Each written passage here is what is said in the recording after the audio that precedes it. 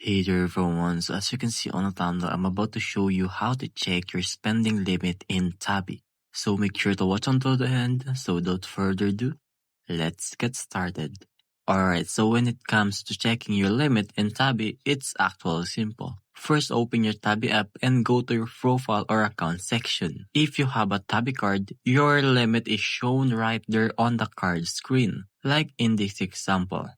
You will see the Tabby card balance and your total limit underneath. If you don't have a card, your limit usually show up when you're at the checkout or when you're trying to make a new purchase.